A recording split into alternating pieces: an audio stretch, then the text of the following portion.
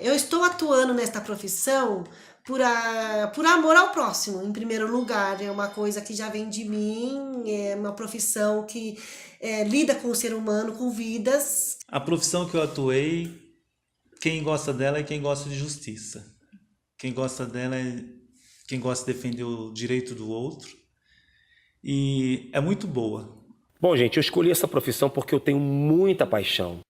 Rita, Marcos e Lauro têm em comum mais que um trabalho, uma missão. Os três são ou foram conselheiros tutelares, uma profissão temida por muitos, entendida por poucos, mas sempre capaz de transformar vidas. Começa agora Conselheiro Tutelar, a missão. Produção dos alunos do 6º semestre de jornalismo da UMC. Eles enfrentam muitos desafios no dia a dia. Dependendo das ocorrências, sofrem ameaças e represálias. Um dos casos mais conhecidos aconteceu em Poção, no Agreste Pernambucano, em 2015. Os conselheiros Carmen Lúcia da Silva, José Daniel Farias Monteiro, Lindenberg Nóbrega de Vasconcelos e uma mulher de 62 anos foram mortos num carro oficial. As vítimas estavam com uma menina de 3 anos, que foi a única sobrevivente. À época, o Fantástico da TV Globo deu um bom espaço para o assunto. Os 3 conselheiros, uma menina de 3 anos, órfã de mãe, e a avó materna dela estavam no carro. Só a criança sobreviveu. A cidadezinha de 12 mil habitantes entrou em choque. A polícia de Pernambuco prendeu 6 envolvidos na chacina, inclusive a mandante, Bernadette de Lourdes Rocha, avó paterna da criança. Ela disputava a guarda da neta com a avó materna assassinada. Já no Pará, no início de 2017, um conselheiro foi morto e outro ficou ferido durante uma ocorrência. O Jornal Liberal também contou como tudo aconteceu. Um conselheiro tutelar morreu e outro ficou ferido depois de um ataque ocorrido em Itupiranga, na região sudeste do estado. As vítimas foram baleadas no momento em que iam atender a uma ocorrência no centro da cidade. Rondinelli Maracaipe levou 6 tiros e não resistiu aos ferimentos. O outro conselheiro, Jorge Ferreira, foi baleado no abdômen e levado para o hospital, onde passou por cirurgia. O ex-conselheiro Lauro Trindade, que atuou de 2013 ao início de 2017 na função, já recebeu ameaças durante o trabalho. Ele e outro conselheiro foram buscar o responsável por um adolescente que tinha sido apreendido. E logo que nós chegamos, fomos abordados pelo dono da comunidade, né? Como diz lá no Rio de Janeiro, o dono do morro, que era o traficante Mor. E ele até foi muito bonzinho, nos acompanhou, nos levou até o local, mas falou algumas coisas. Olha, vocês são da onde? Vocês são da polícia? Cuidado para não pisar aqui na minha terra, porque alguma coisa pode acontecer. Lógico que a gente ficou com aquele temor, vamos morrer aqui. Criado no Morro da Mangueira, Lauro Trindade, de 43 anos, está envolvido em projetos sociais desde a adolescência. Ele conta que viveu o antes, o durante e o depois da promulgação do Estatuto da Criança e do Adolescente, e isso o incentivou a integrar o Conselho Tutelar. Com o tempo eu fui vendo que era absolutamente diferente, que não é botar o dedo na cara das pessoas, é orientar. Também não é aconselhar apenas, como o nome diz, conselho, porque conselho não vem de aconselhar, de dar aconselhamento, né? Conselho vem de colegiado, de 5 pessoas. Rita de Cássio Oliveira, de 55 anos, ficou sabendo da vaga por um jornal, mas não conhecia a profissão e seus desafios. Ela diz que estudou o Estatuto para se preparar. Ao entrar para o conselho, Rita constatou na prática que o conselho não era só para dar conselho. Garantir direitos não é garantir direitos só para a sociedade, mas é desempenhar o papel de mostrar para o município, para os gestores, onde que está faltando as políticas públicas para o público jovem, para a criança e adolescente. Ao longo dos 9 anos como conselheira em Mogi das Cruzes, Rita já recebeu ameaças e, entre outros casos, relata que um dos mais marcantes foi de um menino de 16 anos que era abusado pelo pai diariamente. O pai estava trabalhando no local, ele passava, o pai puxava ele para o meio do mato e abusava do menino. Isso já estava acontecendo há muitos anos. Um dia o menino comentou com a patroa informou o conselho. Rita conta que os casos de abuso são os mais complicados por diversos motivos. O agressor não pode continuar na casa da família e muitas vezes as mães são resistentes, não acreditando nos filhos. A mãe da vítima tinha problemas psicológicos e por isso a avó foi chamada. Chamamos uma avó, no dia a avó ficou sabendo do assunto, chorou copiosamente na nossa frente, nós choramos junto com ela, porque ela estava doído saber que o neto estava sofrendo tanto tempo e não falava nada. A justiça decidiu encaminhar o menino para um abrigo, mas o conselho decidiu que a vítima não deveria sair da casa, e sim o agressor, até para garantir a segurança das outras crianças próximas. Após pressão da família, o agressor se entregou à polícia. Rita conta que as situações são complicadas, como mostrou uma reportagem no Fantástico sobre abuso infantil. Abuso sexual, exploração, maus tratos, agressões, negligência em todo o país a cada hora. 15 crianças são vítimas de algum tipo de violência. Mas esse número pode ser bem maior, porque nem todos os casos são denunciados. Em 2015 e 2016, 37 mil casos de denúncias de violência sexual na faixa etária de 0 a 18 anos foram recebidos pelo Disque 100. Na sua maioria, os agressores são homens e adultos de 18 a 40 anos e conhecidos das vítimas. Marcos Costa atuou um pouco mais de 4 anos no Conselho do Distrito de São Rafael, em São Paulo, e está na área de assistência social desde 96.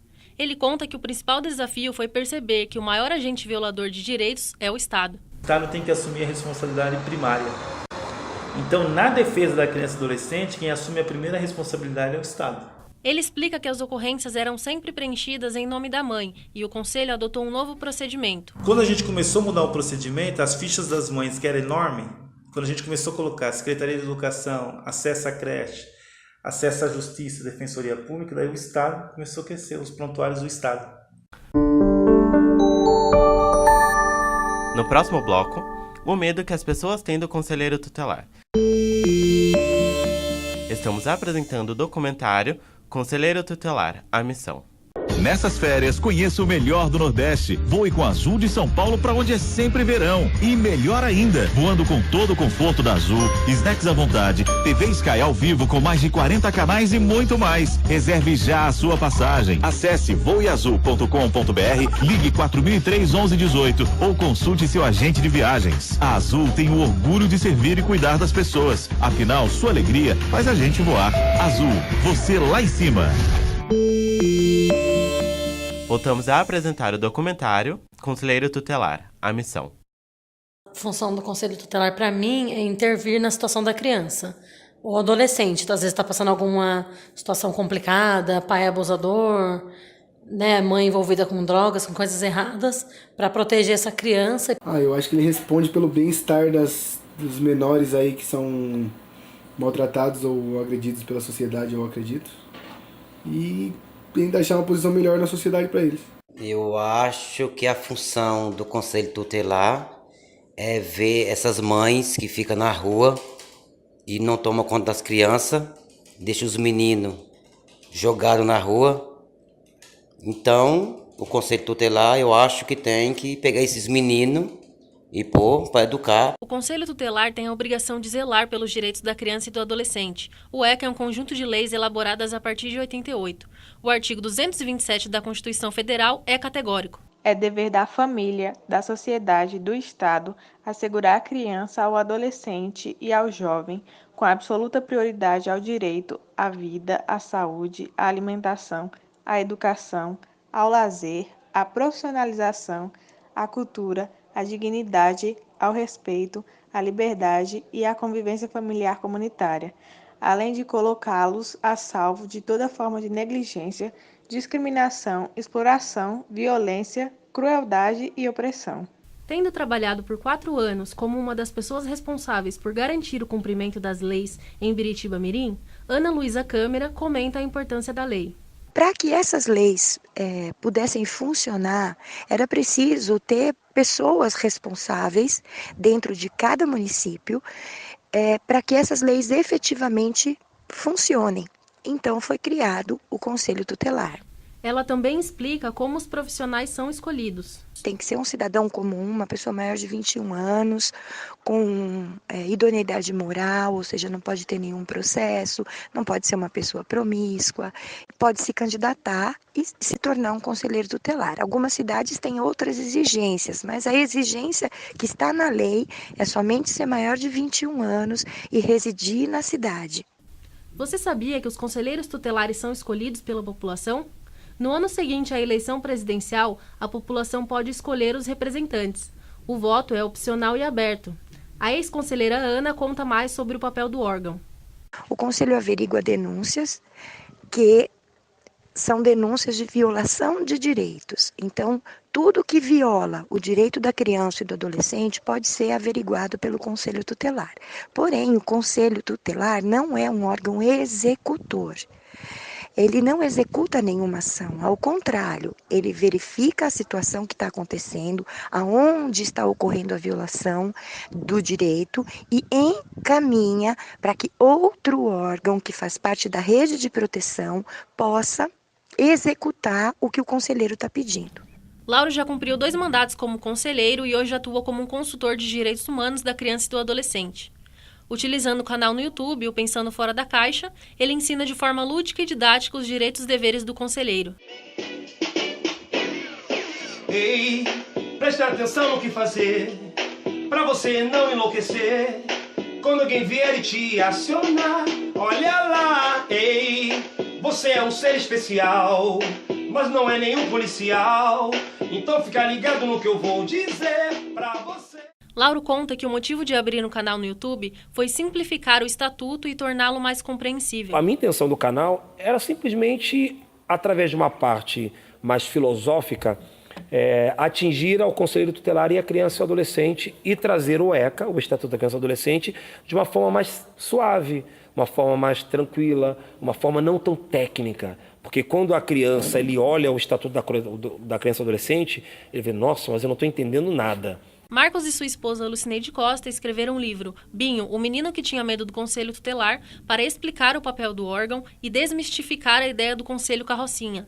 Marcos conta que a motivação surgiu durante a rotina de trabalho. Você chegava na escola, aí o pessoal brincando, mas atrás de uma brincadeira sempre tinha uma verdade, né? Você veio buscar quem? Sempre o Conselho Tutelar vinha buscar e nunca levar nada. E aí, acho que a primeira dificuldade que eu tive não foi nem com a população, foi com a equipe interna. Para a gente conseguir se entender, porque é um colegiado. No início do livro, conhecemos o menino Binho. Era uma vez um menino de cabelos bem cacheados. Seus cachinhos eram parecidos com um macarrão, que Dona Rita, sua mãe, fazia aos domingos. O nome dele era Binho. Sua pele era como a do Pelé. Na história, Binho soube que um conselheiro iria até sua escola e sentiu muito medo, pois ouvia muitas coisas ruins sobre o Conselho Tutelar. O trecho do livro do Binho mostra um problema recorrente na atuação dos conselheiros, o medo. Moisés e Renan passaram por atendimentos no conselho e falaram sobre as lembranças. Acho que até hoje, quando eu vejo carro branco, por isso meu carro vai ser preto, cinza ou vermelho, nada de branco. Acho que é o Gol Bola branco, daquele lá do Conselho Tutelar. Pelo menos na época que eu vi, se não me engano, acho que era esse o carro. As crianças ficavam apavorizadas, porque muitos irmãos viviam e sido separados com esses carros.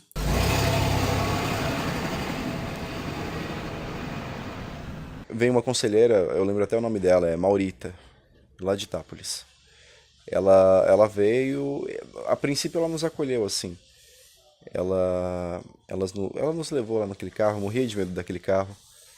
E levou eu e minhas 2 irmãs. Muitos pais e escolas usam o medo do conselho, que está presente no imaginário popular, como uma punição, para que as crianças se comportem bem.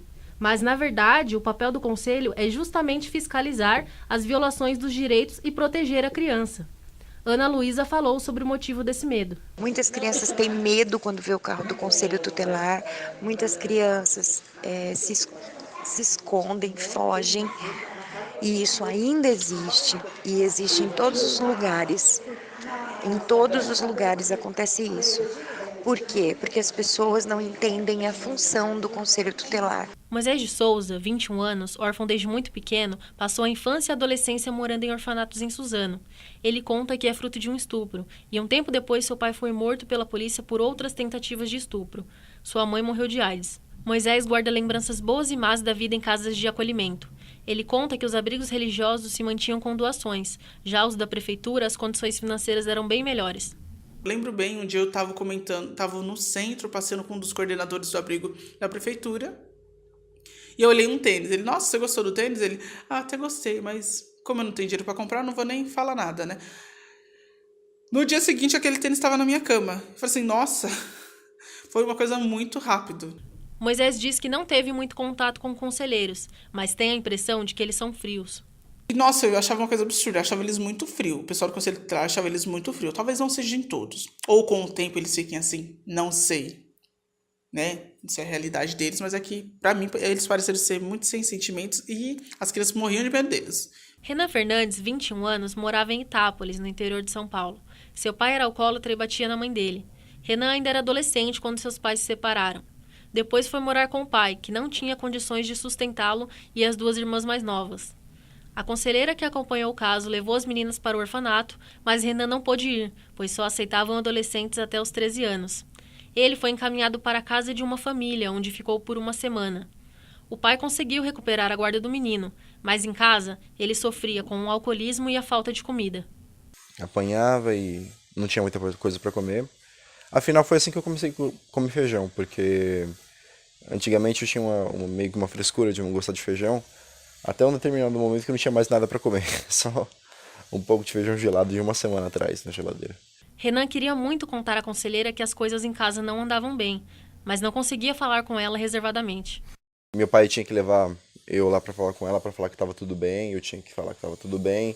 Mesmo eu tentando demonstrar que não estava, ela não, é irritação de um jovem que está na adolescência e tudo mais. Eu queria que ela me perguntasse diretamente ou me perguntasse no particular, mas digamos que não foi o que aconteceu. No próximo bloco, a estrutura do conselho. Estamos apresentando o documentário Conselheiro Tutelar, a Missão. Sabe essas músicas que você ouve? As roupas que você usa? E até os livros que você lê? Tudo isso diz muito sobre você. E a universidade que você faz também diz muito sobre o seu futuro. Mas a UMC diz algo que você ainda não sabe. Até onde você pode chegar. Faça a sua própria história. Faça a UMC. Voltamos a apresentar o documentário Conselheiro Tutelar, a Missão. O ECA determina a criação de, no mínimo, um conselho por cidade e um conselho a cada 100 mil habitantes. Em Mogi das Cruzes, por exemplo, cidade com mais de 400 mil habitantes, só há 2 unidades. Rita fala da falta de políticas públicas e da necessidade de mais centros para atender a demanda. Envolve a dificuldade de atendimento. Né? Se eu tenho um carro para atender as demandas, é difícil. Você viu, o carro já foi lá para o Jardim Margarida. Se tiver que fazer, já foi de manhã levar a conselheira a fazer a moitiva. Se uma conselheira tivesse que ir numa reunião, como é que o carro vai levar? O Conselho é um órgão que funciona de forma autônoma, não sendo subordinado aos poderes executivo e legislativo municipais, ao Poder Judiciário ou ao Ministério Público.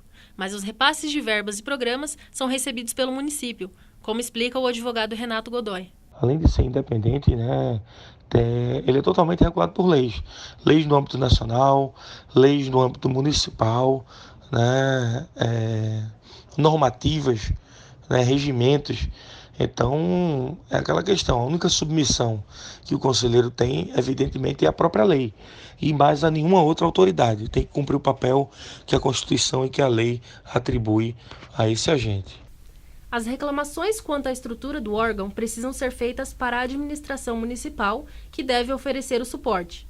Marcos explica o papel do Poder Judiciário caso o Executivo não responda. Acionamos a Prefeitura, Subprefeitura diversas vezes. Não respondeu, quem que aciona? Poder Judiciário. Porque a Constituição não diz que existe um balanço entre os poderes. Se o Executivo não respondeu, aí aciona o Poder Judiciário, que tem o papel dele de fiscalizar o Executivo. Os salários são definidos pelo município e, por isso, há uma grande diferença entre uma cidade e outra. Em Mogi das Cruzes, o salário é um pouco menor que R$ 2.500.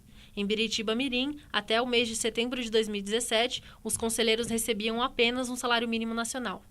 Lauro comenta sobre a questão salarial.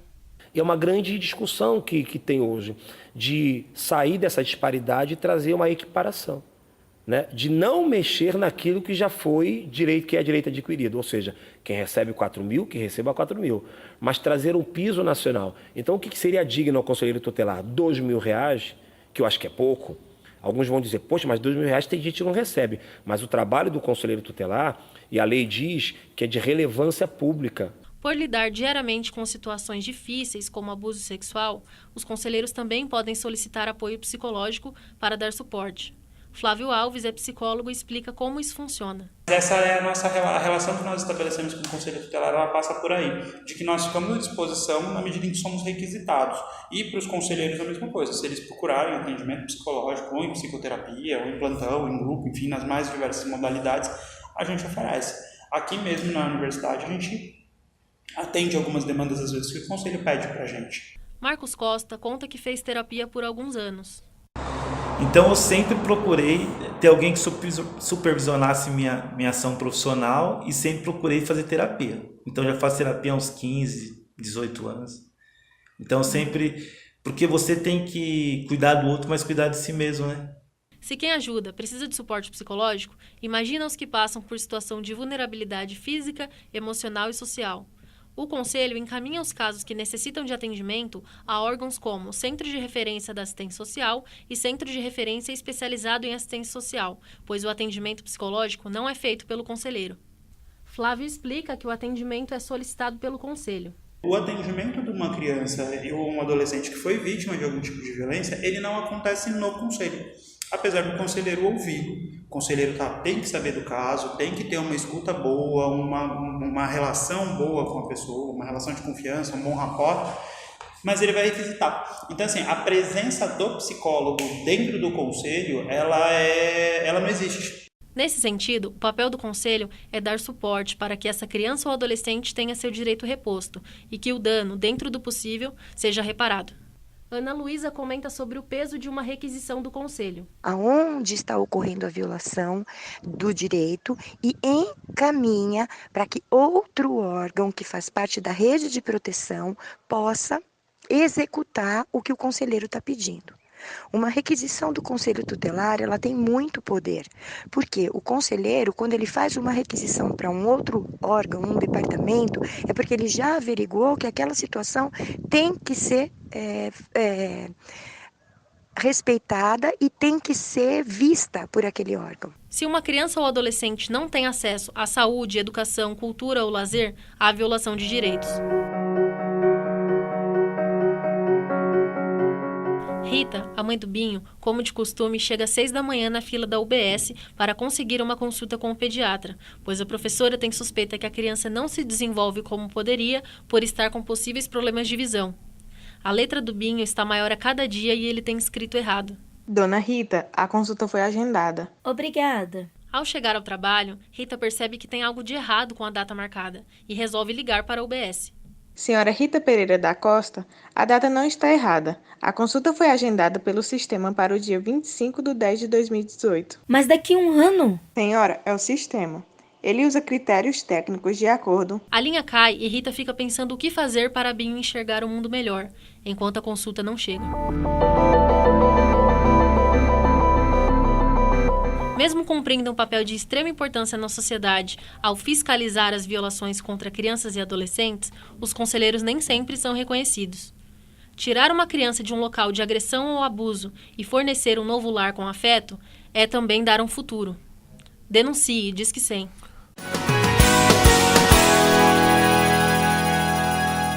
Você acabou de ouvir o documentário Conselheiro Tutelar, a Missão. Produção dos alunos do 6º semestre de jornalismo da Universidade de Mogi das Cruzes. Locução: Nathalie Alves e Randall Savino. Produção e roteiro: Caroline Ferreira, Giovana Figueiredo, Michele Nogueira, Nathalie Alves e Randall Savino. Sonoplastia: Alessandro Modunho, Gabriela Ferreira e Jailson Ottoni. Orientação: Wagner Belmonte. Gravado nos estúdios da UMC em novembro de 2017.